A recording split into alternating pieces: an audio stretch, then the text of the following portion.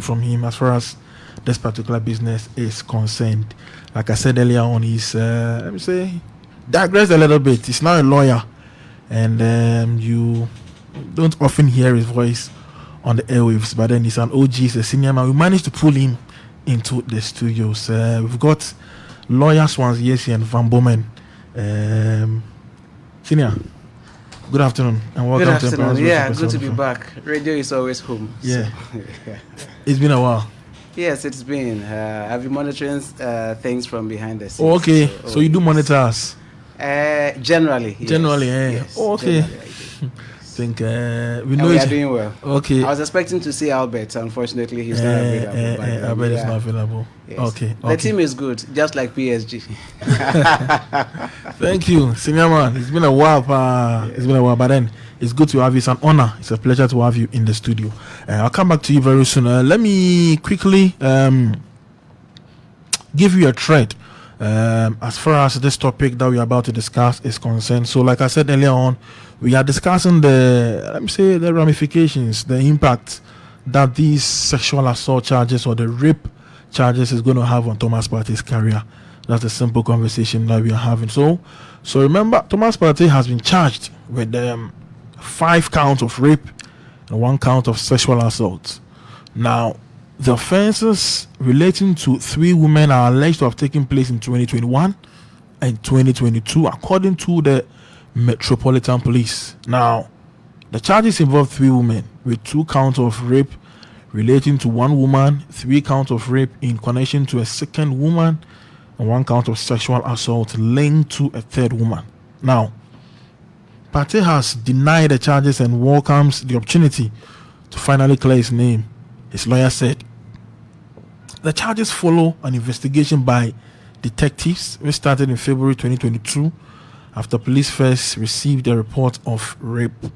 Now, Partey is expected to appear at the Westminster Magistrates Court on Tuesday, 5th August next month, God willing. Now, lawyer, please, the first question I want to ask you is that when all of these issues came about, somewhere around 2021, 2022, Arsenal shielded Partey. Let me say they were very protective of the player. They really gave him the chance. He was still playing for them. They tried to draw all the attention away from him and let me say protected him. Now, some few days ago, when his contract expired, I think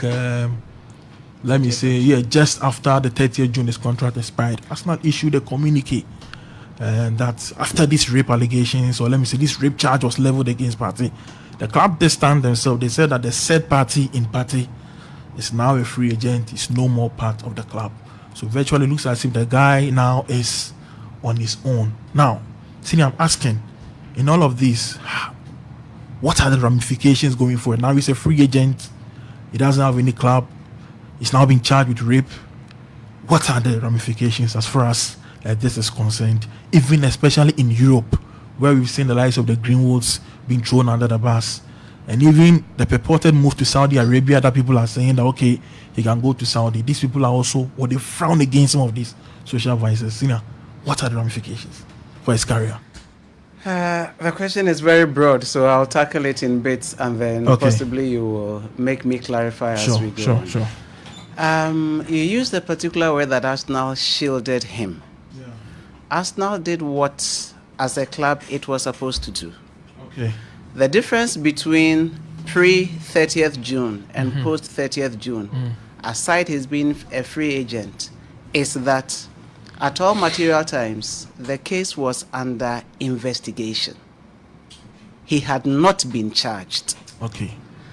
One of the key differences between investigations in the UK, the little I know, and Ghana, is that in Ghana, unfortunately, the reality is that sometimes the police fish for information by seeking to detain somebody, going to court to ask for a remand.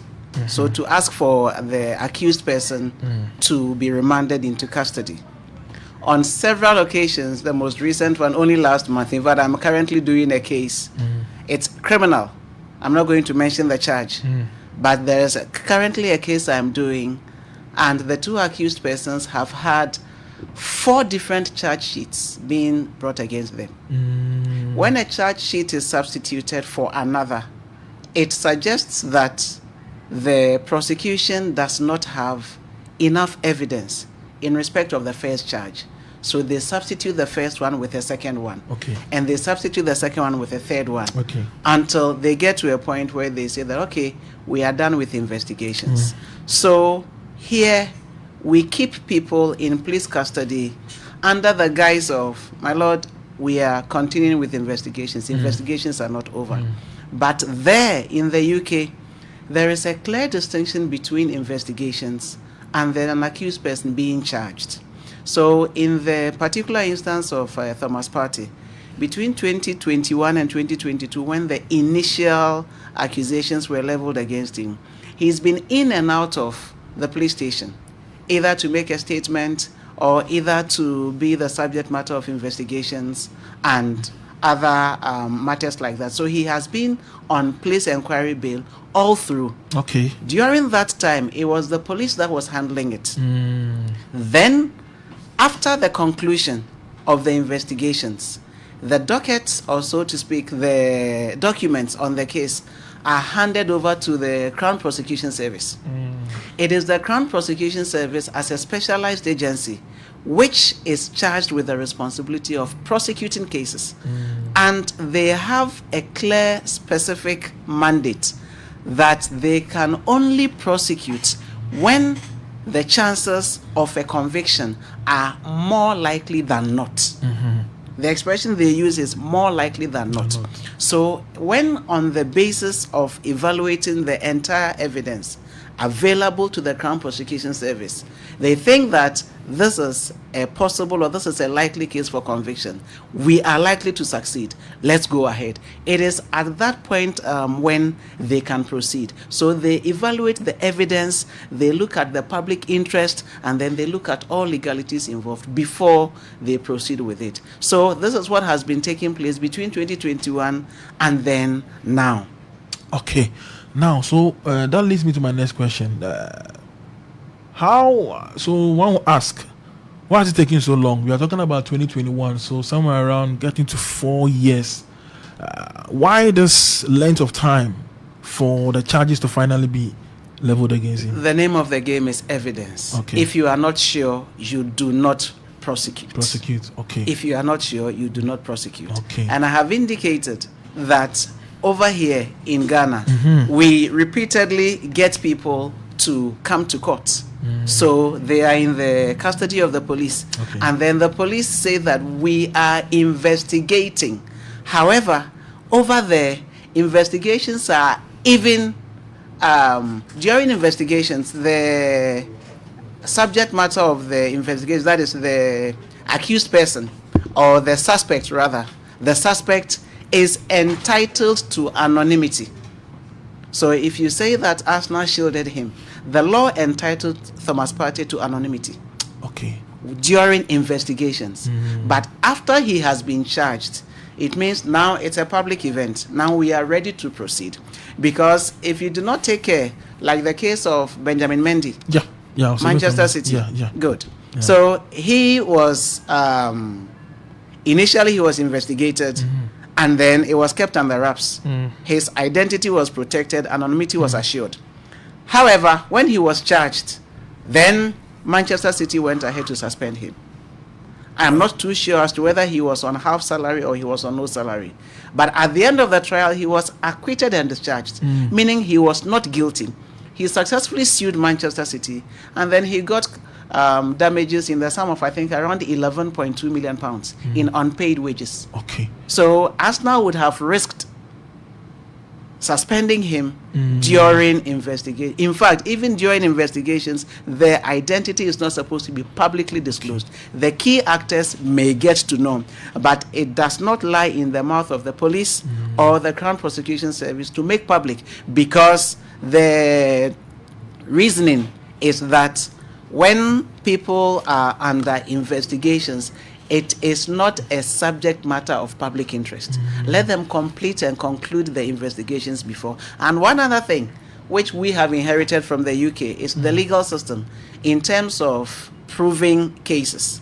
The mindset and the principle, and by extension the doctrine, is that he who alleges must prove. So that is more of accusatorial. Okay. You who are accusing should be able to prove. Okay. And proof gathers evidence. It is unlike the French system, which is inquisitorial. Yeah. In the French system, you who have been accused are presumed guilty Okay. until you prove your innocence. Okay. But the UK system, and by extension the Ghanaian system, is otherwise. So the allegations against you must be proven until you are seen as being guilty. But for now, Partey is innocent. Okay. So the key question that, or the key issue you raised in relation to Mendy's case, that at that time he was charged. So is the reason why Man City suspended him. Exactly. So which means that the status of Thomas Partey could have changed. It could have changed. If indeed the charge came when he was still an Arsenal player. Arsenal could have changed their stance by suspending him. Exactly. Or not. Yes, they could. Interesting. So now it leads me to my next question, that could they have played a role in them not extending his contract? Maybe they knew what was coming, because he was in talks. I mean, you listen to a lot of reports. Some say that it was almost done. Some also say that they didn't know what all of a sudden turned the direction of the negotiations. Let me make it easier.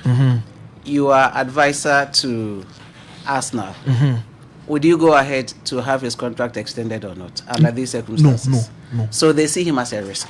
Okay. They see the circumstances as a risk. Yeah. You mentioned Saudi Arabia. Yeah. It may be different if he were to play outside of England. It may be different. Because then different rules would apply. But now that he has been charged and he's appearing before court, I believe, is it on the 5th of August? 5th of August. Exactly. Yeah. Since he is over 18 years, that is why he is first appearing before a magistrate court. So once he goes there, then now he's no longer on his own. As in, he no longer enjoys the freedom that ordinary citizens who have not been charged and enjoy.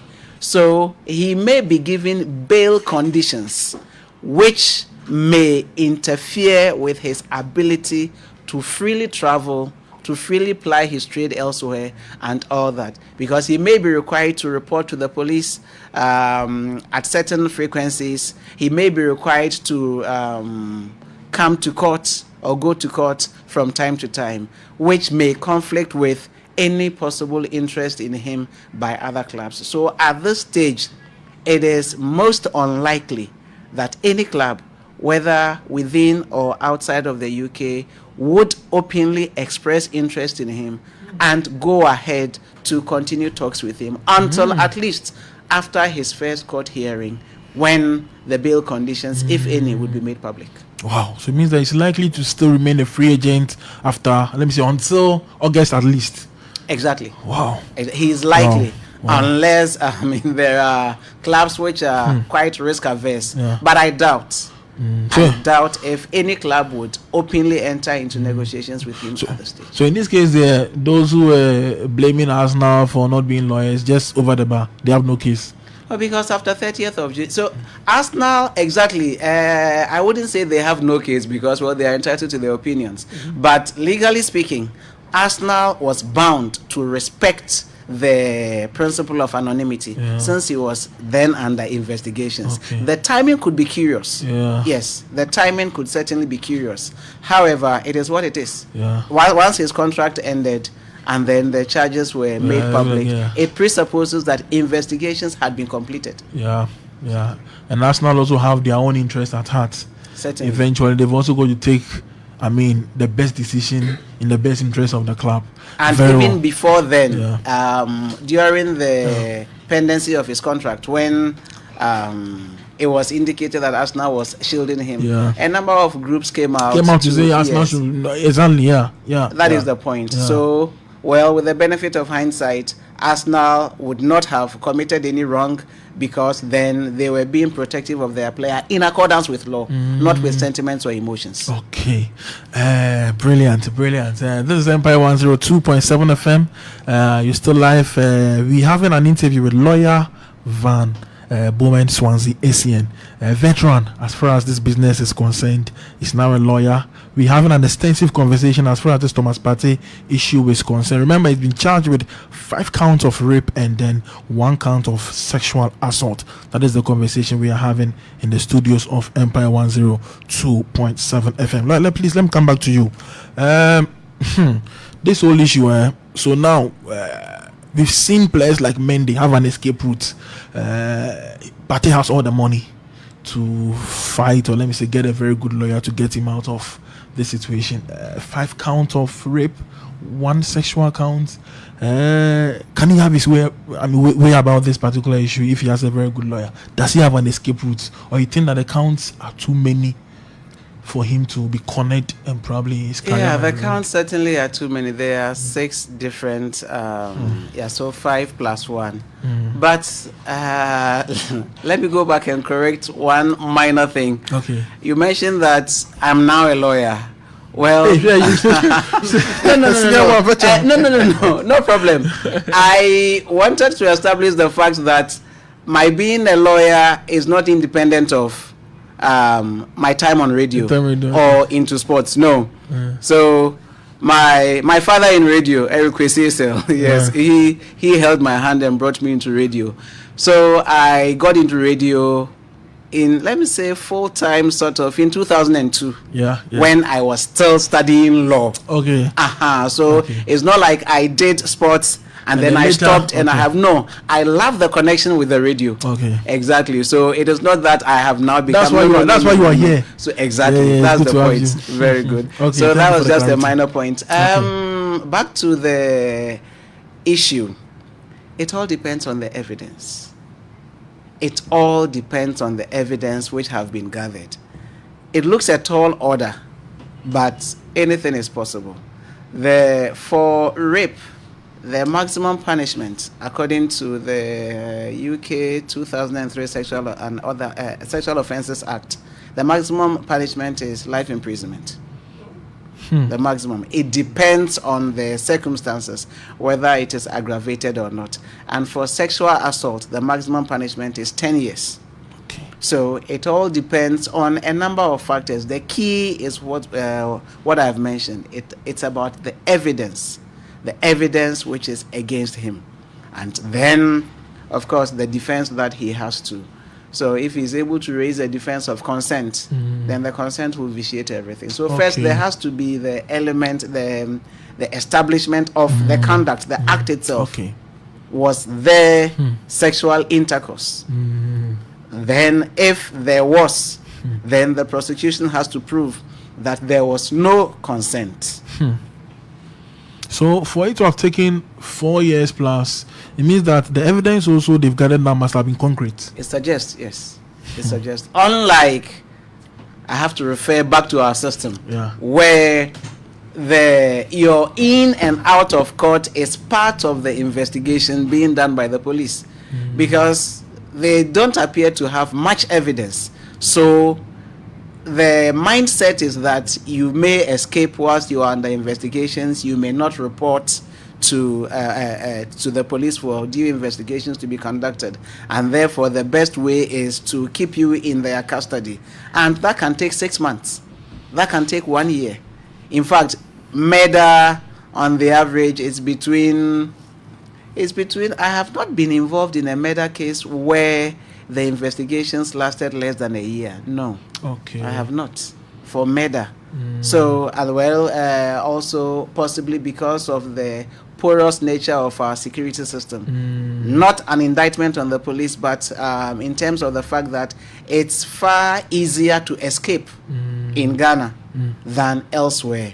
Because elsewhere, of course, aside cameras, use of cards, if you are traveling and you are using, in UK they call it, is it Oyster card? Yes, for travel on the bus. So they can easily track all these things. And that is why possibly you may be let on your own within that long period of time, 3, 4, 5 years. And for a footballer, he's not likely to be able to easily escape whilst he's under contract, because he's supposed to be attending training sessions on a daily basis, sometimes twice a day, and then on match day. So possibly that could contribute to the differences where they are left on their own, so to speak. And then when the evidence has been fully gathered, then you proceed to court. So that could account for the difference that I earlier mentioned about. Okay, interesting. Thank you very much also for that clarity.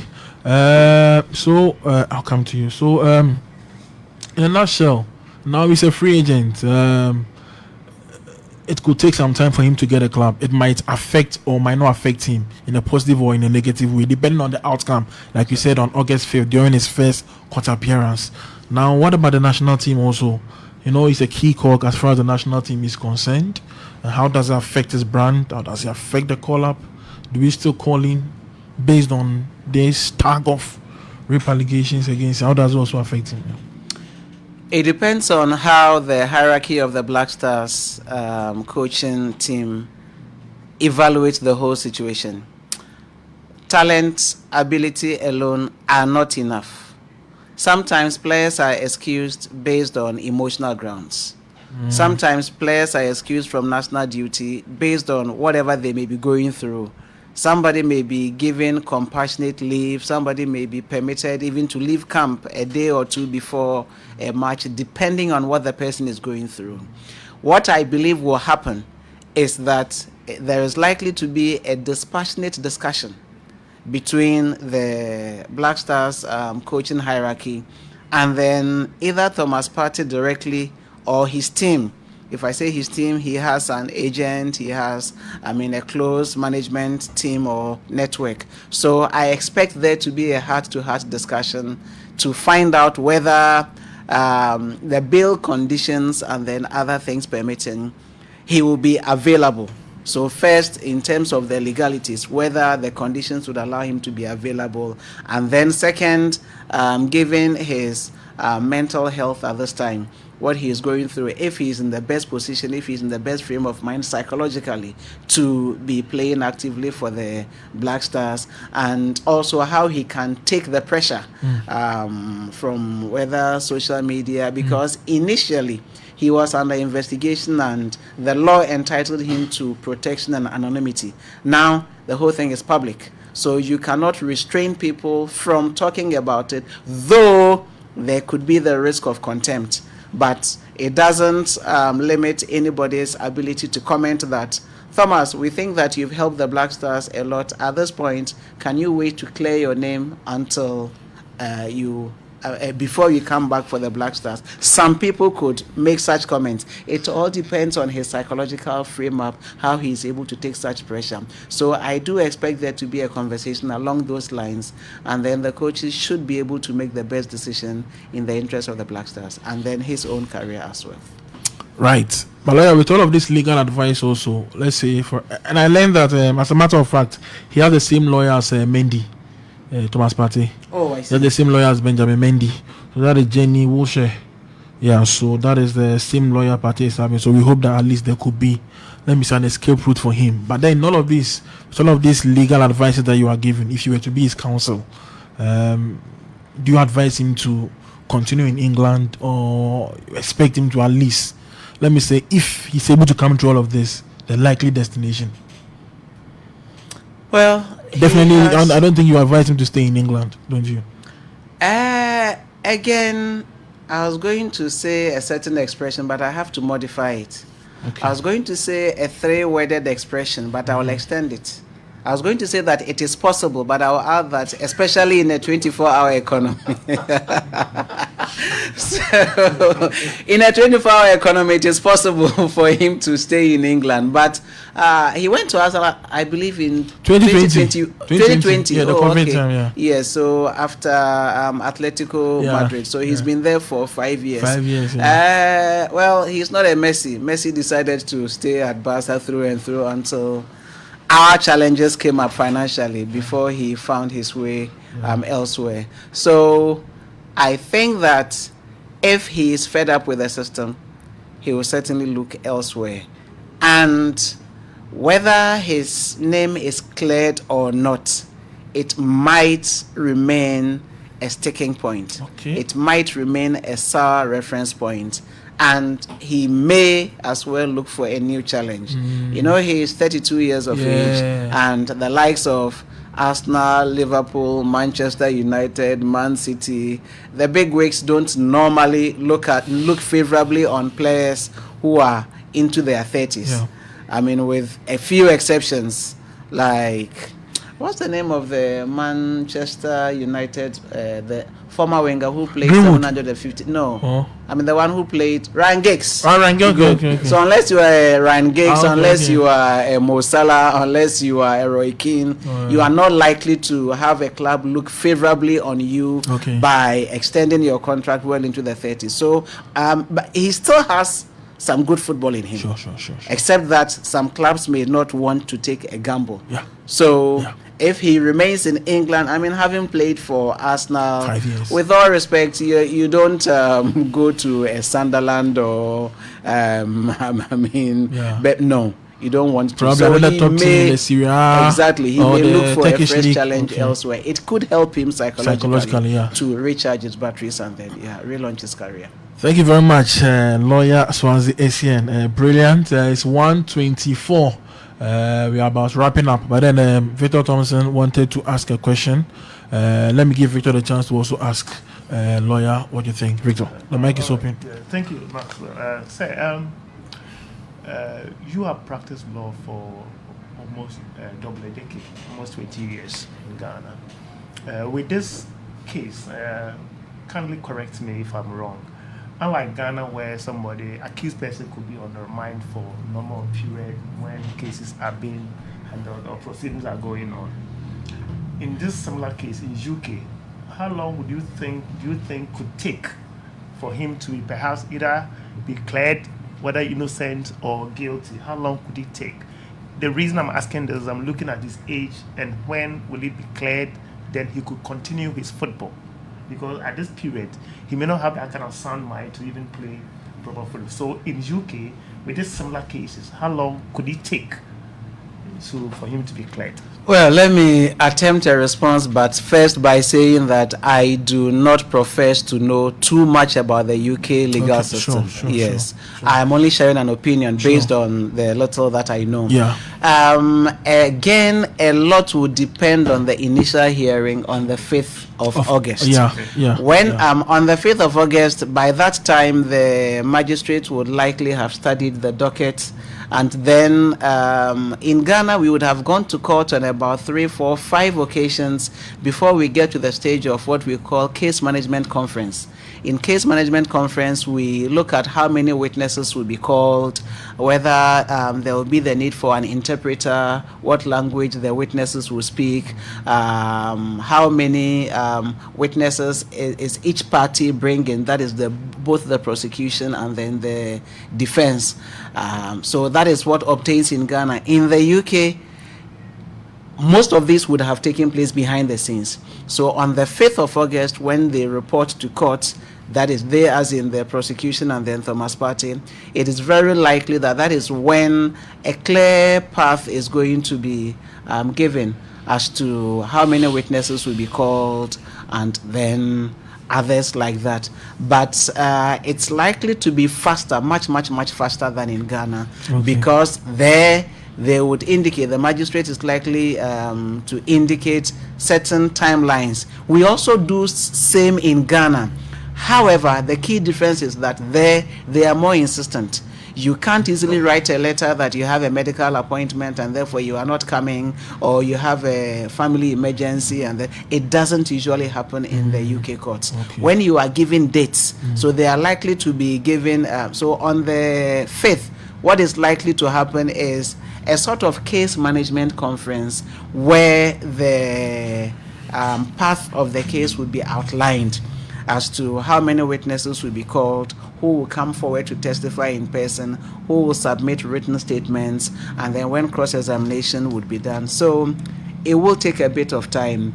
They do day-to-day hearing. So the court can say that, okay, prosecution, You have about 7 witnesses.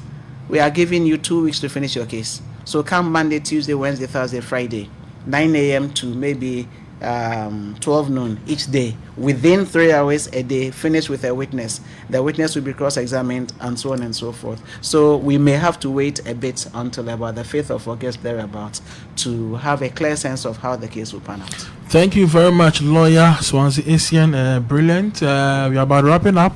Like I said, this is Empire 102.7 FM. We are having an extensive conversation with a veteran lawyer Swansea Asian. It's been a while. Some of you heard his voice on the airwaves, but we managed to pull this through. We are talking about Thomas Partey, the rape allegations or the rape charges against him. We've done an extensive chat as far as this particular issue is concerned. Lawyer, somebody has a message for you. Probably not really in relation to football, but once you are here, I think I've got to do it for you. He says, "Hi Maxwell, please ask lawyer, I bought a car." Hi Maxwell, please ask lawyer, I bought a what from a. Please sometime take your time and type. He said, I think it should be a car. I bought a car from a licensed garage, and customs have taken the car on basis of duplication. Please, how do I sue the garage owners to have my money back? He bought a car from a licensed garage, Yeah. and then customs has impounded the car. Yeah, based on the on basis of what? Duplication. Duplication of what? I don't know. That's the message. He said, I was tempted to ask whether the car has been photocopied. I don't. So I would need further and better particulars before. Okay. But ordinarily, if this is a contract of sale, so that is sale of goods, under the Sale of Goods Act of 1962, Act 137, the seller is under a duty. The seller has some warranties. So when a seller disposes of property, he doesn't have to openly declare it. The law imposes a duty on the seller that the seller is warranting that the vehicle has no defect, he has title to it, and so on and so forth. So his course of action will lie with the little information that is at our disposal. His course of action will lie against the vehicle owner or the purported vehicle owner who sold it to him for breach of his warranty in respect of the title to it, because he must have sold it on the basis that there was no defect with it. He had complied with all customs requirements, DVLA, and then all regulatory requirements. So his course of action for now, with that little information, would lie against the one who sold the vehicle to him. the one who sold the vehicle to him. Lawyer, this one here, thank you very much for your time. We are grateful. Really appreciate it for making time to visit us. We know you are a very busy person, but for you to at least take time off your busy schedule, we don't take it for granted at all. We say thank you. Well, welcome. Sports is never a distraction. Yeah. Radio is part of me, and I will always respond within the little time that I have. We are grateful. I expect to be back. Sure, lawyer. This is Empire 102.7 FM.